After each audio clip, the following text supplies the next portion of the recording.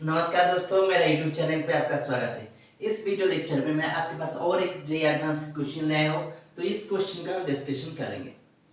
Two block A and B of equal masses are placed on rough inclined plane as shown in figure।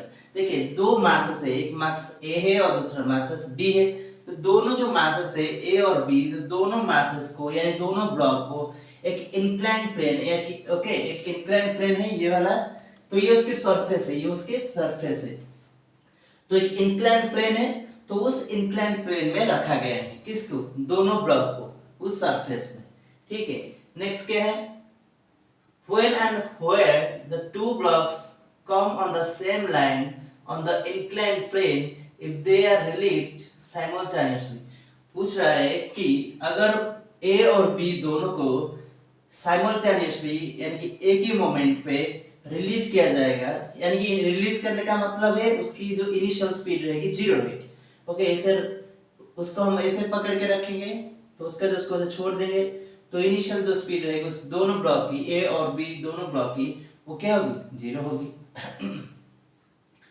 So if they are release simultaneously, तो एक ही moment में हम release करेंगे। Initially the block A √2 metre behind the block B. तो initially क्या हुआ है, जो ब्लॉक ए है आपका, तो ब्लॉक ए आपका √2 मीटर बिहाइंड यानी कि जो बी ब्लॉक से √2 मीटर दूरी पर है। इनिशियल कितना दूरी पर है, ए आपका बी से √2 मीटर दूरी पर है इनिशियल जब आप रिलीज करोगे।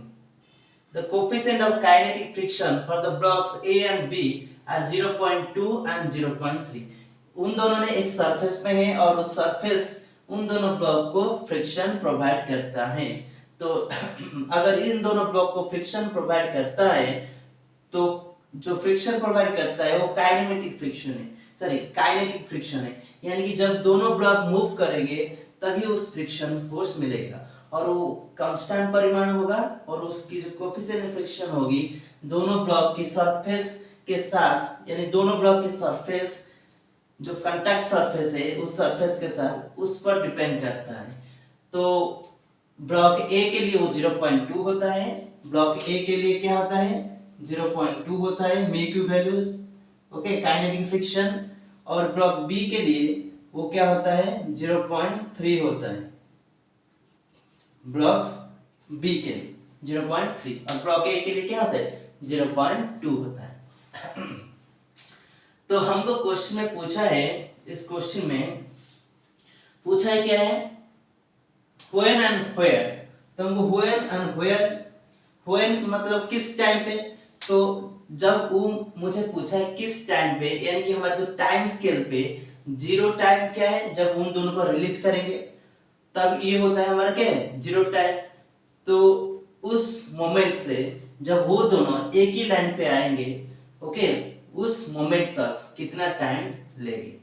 और उसके बाद ये जो देखिए ये जो पोजीशन है एक हॉरिजॉन्टल लाइन है, तो ये जो हॉरिजॉन्टल लाइन में ये दोनों अराइव किए हैं। तो उससे पहले जब दोनों को रिलीज किया गया है, उससे पहले जब दोनों को रिलीज किया गया है, तो देखिए आपका जो ए है, आपका ए, तो उसकी पूरी तरह एंड पे है, ओके, पूरी टॉप में है। तो टॉप में आपका ए है और उस पोजीशन से ओके बी आपका √2 मीटर आगे है, √2 मीटर आगे है। तो उस टॉप पॉइंट से आपका किस लेवल पे दोनों ए और बी अराइव करेंगे, तो उसकी डिस्टेंस भी हमको कैलकुलेट करना है। तो ये था क्वेश्चन, टाइम और डिस्टेंस ये दोनों कैलकुलेट करना है। तो इस क्वेश्चन को सॉल्व करने से पहले मैं इसको इरेज करूंगा, उसके बाद चलते हैं। तो डिस्कशन कैसे करेंगे, देखिए जो बी ब्लॉक है, मैं पहले उसकी डिस्क्राइब करता हूं। बी ब्लॉक, तो बी ब्लॉक हमारा हॉरिजॉन्टल पे है, तो ये एंगल क्या है, 45 डिग्री। ये क्या है, 45 डिग्री है। तो अभी देखिए, तो बी ब्लॉक को ग्रेविटी तो रहेगी, ये नहीं कि ग्रेविटी नहीं रहेगी, ग्रेविटी रहेगी। तो परिमाण क्या होगा, जो बी ब्लॉक का मास इनटू एक्सेलरेशन जी। तो सपोज बी ब्लॉक का मास mb, ओके, तो mb रहेगा। तो ये जो कंपोनेंट होगा, तो ये क्या हो जाएगा, ये वाला कंपोनेंट mb g cos 40, क्योंकि ये आपका थीटा हो जाएगा यानी कि 45 डिग्री हो जाएगा, ठीक है। ये आपका 45 डिग्री होगा। अगर ये आपका 45 डिग्री होता है तो ये क्या हो जाएगा cos 45 यानी कि √2, और इस दिशा में भी क्या रहेगा mg/√2 क्योंकि sin 45। तो अभी देखिए ये तो गया ग्रेविटी की फोर्स। अभी क्या होगा उस सरफेस में है तो सरफेस उसको नॉर्मल फोर्स प्रोवाइड करेगा, तो ये होता है नॉर्मल फोर्स NB लिखता हूं, ओके। B को जो नॉर्मल फोर्स प्रोवाइड किया जाता है उस सरफेस की वजह से। अभी क्या होगा जब आपका B को इस दिशा में इंक्लाइन सरफेस की दिशा में फोर्स मिलता है तो आपका बॉडी ऑब्वियसली स्लाइड करेगा। किस दिशा में, इस दिशा में। तो अगर आपका बॉडी इस पॉइंट से इस डायरेक्शन को इस दिशा में स्लाइड करता है तो उसको जो फ्रिक्शन फोर्स मिलेगा वो किस डायरेक्शन में मिलेगा, इस डायरेक्शन में मिलेगा। सपोज वो क्या है FB है, और ये क्या है काइनेटिक फ्रिक्शन होता है, वो परिमाण कांस्टेंट होता है, ओके। तो उस FB की जो वैल्यूज होगा वो क्या होगा, उस कोएफिशिएंट ऑफ फ्रिक्शन 0.3 इनटू उस B को जो नॉर्मल फोर्स मिल रहा है। तो उस B को जो नॉर्मल फोर्स मिल रहा है कैसे कैलकुलेट करेंगे, क्योंकि जो B होगा वो हमेशा उस सरफेस के साथ अटैच रहेगा और उस B को नॉर्मल फोर्स हमेशा किस डायरेक्शन में मिलेगी, यानी कि उसकी वर्टिकल डायरेक्शन में वो उसका कोई मोशन नहीं है। तो ऑब्वियसली उसकी जो नॉर्मल फोर्स होगी इस फोर्स के साथ बैलेंस हो जाएगी। तो ये जो फोर्स होगा क्या होगा mg/√2 ये फोर्स है। तो आपका नॉर्मल फोर्स क्या हो जाएगा, कितना हो जाएगा mg/√2। देखिए ये जो मैं कर रहा हूं ये आपका A के लिए भी वही सेम होगा, ओके। दोनों की सेम सिचुएशन है, बस कोएफिशिएंट फ्रिक्शन अलग है, नॉर्मल फोर्स उसको अलग मिलेगा। तो देखते हैं दोनों का क्या होता है, दोनों का सेम होगा, ओके। तो इसलिए मैं जो म्यू के को वैल्यूज पुट अभी नहीं कर रहा हूं।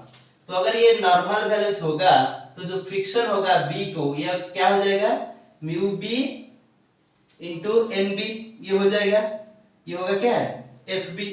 तो ऑब्वियसली वो बॉडी आपका इस डायरेक्शन में स्लाइड कर रहा है तो उसको जो एक्सेलरेशन होगा यानी जो भी उसके जो नेट एक्सेलरेशन होगा इस प्लेन में, ओके, और इस डायरेक्शन में। सपोज ये आपका A है, क्या है स्मॉल a है।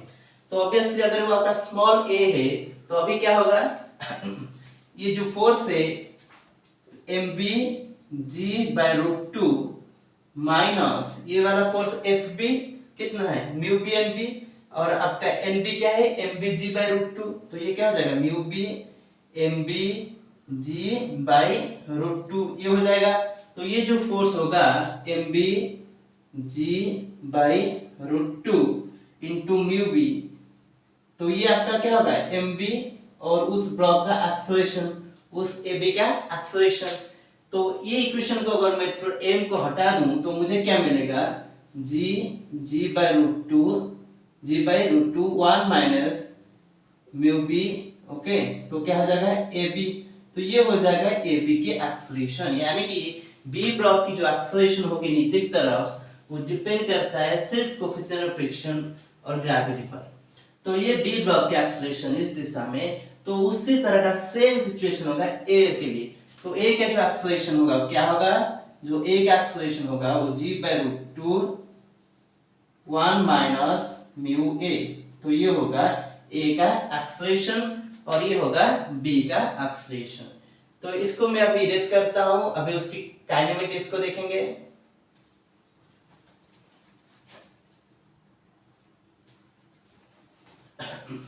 तो देखिए अभी क्या होगा कि मैं उसका न्यूमेरिकल्स वैल्यू, अगर g की वैल्यू इस क्वेश्चन में दे रखा है 10 लीजिए, कितना लीजिए 10 लीजिए, 10 लेने के लिए रखा है, ओके।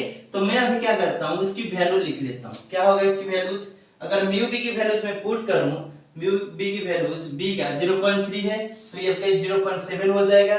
तो आपका ये g की वैल्यूज अगर 10 लूंगा तो मुझे क्या मिलेगा 7/√2, और इसका क्या हो जाएगा अगर A की आपका जो कोएफिशिएंट फ्रिक्शन है वो क्या है 0.2 है, तो अगर मैं 0.2 लूंगा तो ये 0.8 हो जाएगा, तो ये 8/√2 हो जाएगा। ये क्या हो जाएगा 8/√2 मीटर पर सेकंड स्क्वायर, दोनों क्या है मीटर पर सेकंड स्क्वायर, ओके। तो अभी हम क्या करेंगे देखिए उनकी काइनेमेटिक्स को ऑब्जर्व करेंगे। काइनेमेटिक्स को क्या ऑब्जर्व करेंगे, तो ये आपका एक्सेलरेट हो रहा है इस डायरेक्शन में और ये आपका एक्सेलरेट हो रहा है, दोनों एक्सेलरेट हो रहा है। अगर इसकी इनिशियल पोजीशन में उस ये आपका इंक्लाइन प्लेन है, ओके, ये वाला इंक्लाइन प्लेन है, ये आपका इंक्लाइन प्लेन है, तो आपका इस एंड में यानी कि टॉप एंड में ये आपका टॉप पॉइंट है, ये आपका क्या है, टॉप पॉइंट। तो टॉप पॉइंट में आपका जो ए है तो इस पॉइंट में है और आपका जो बी है इस पॉइंट में है, तो ये डिस्टेंस क्या है, √2 मीटर, ओके, मीटर पे क्या है, √2 मीटर। तो आपका ये जो ए होगा वो मूव करता है एक्सेलरेशन के साथ और बी भी मूव करता है, तो और जो टाइम होगा वो क्या है, t=0, दोनों इंस्टेंटेनियसली क्या कर रहे हैं, हम रिलीज कर रहे हैं। तो उसकी स्पीड 0 होगी इनिशियल स्पीड, और इसकी भी, ए की भी इनिशियल स्पीड क्या होगी, 0 होगी। तो उसकी कोऑर्डिनेट, सपोज ये जो कोऑर्डिनेट होगा टॉप से, ओके, उसको मैं x = 0, तो ऑब्वियसली इसका जो कोऑर्डिनेट होगा तो क्या हो जाएगा, इनिशियल कोऑर्डिनेट इसका √2 क्या हो जाएगा, √2 हो जाएगा। तो उसकी जो फाइनल कोऑर्डिनेट होगी, सपोज दोनों इस पॉइंट में आ गए, दोनों इस पॉइंट में एक सेम लाइन पे आ गए, जैसे फिगर में है उस तरह का, ओके। तो ये जो डिस्टेंस होगा, चेंज इन कोऑर्डिनेट होगा, डेल x, मैं डेल x लिखता हूं किसके लिए, a के लिए, चेंज इन कोऑर्डिनेट क्या होगा, ut + ½ at² कांस्टेंट एक्सेलरेशन के लिए। तो u इसका इनिशियल 0 है, तो ½ at², तो हाफ एक्सेलरेशन किसका है, a का, जो कि 8/√2। सपोज t² क्या होता है, टाइम ऑफ ड्यूरेशन, यानी कि उस पॉइंट से उस पॉइंट तक आने के लिए कितना वक्त लेता है, जिसको हमको कैलकुलेट करना है। और जो x है, डेल x है, तो इनिशियल कोऑर्डिनेट क्या है, 0 है, तो फाइनल सपोज x है, फाइनल क्या है, x है, जिसको हमको कैलकुलेट करना है। तो x आपका क्या हो जाएगा, 4/√2 t², ओके।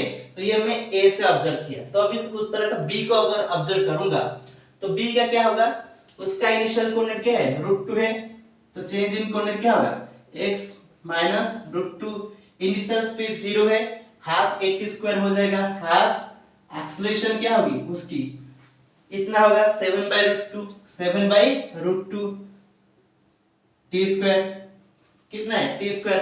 अभी इस क्वांटिटी क्या होगी, अगर मैं इसको कैलकुलेट करूं तो मुझे क्या कैलकुलेट करना है, x और t कैलकुलेट करना है। तो मुझे दो इक्वेशन मिल गई, तो मैं क्या करता हूं, t² की वैल्यूज इसमें पुट करता हूं, ओके।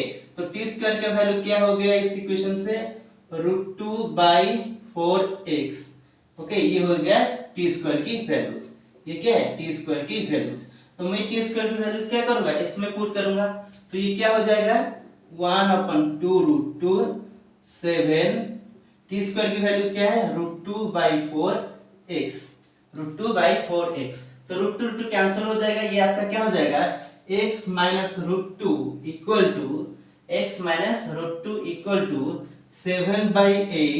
= 7/8x, ये हो जाएगा।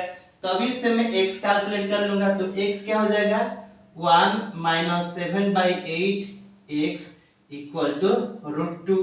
तो x क्या हो जाएगा, ये आपका वो x/8 क्या हो जाएगा, √2, और x की वैल्यू क्या हो जाएगी, 8√2, यानी कि x = आपका 8√2 मीटर। तो टॉप से, उस टॉप पोजीशन से 8√2 मीटर पे आप दोनों a और b अराइव करेंगे, एक ही लाइन पे आ जाएंगे। उसके बाद मैं टाइम को कैसे कैलकुलेट करूंगा, इससे कैलकुलेट कर लेता हूं। तो t क्या हो जाएगी, जो t² होगा वो क्या होगा, √2/4, x की वैल्यू क्या है, 8√2। तो अगर इससे मैं कैलकुलेट करना चाहूंगा तो √2 हो जाएगा, तो आपका क्या हो जाएगा, 4 हो जाएगा। तो t की वैल्यू क्या मिलेगी, 2 मिलेगी, t की वैल्यू क्या मिलेगी, 2 मिलेगी। तो जो टाइम होगा वो 2 सेकेंड हो जाएगा। उसके बाद जो x होगा वो 8√2 मीटर। तो दोनों 2 सेकेंड के बाद 8√2 मीटर यानी कि ऊपर से 8√2 मीटर पे अराइव कर लेंगे। तो इतने में इस क्वेश्चन का सॉल्यूशन हो गया। Thank you for watching this video.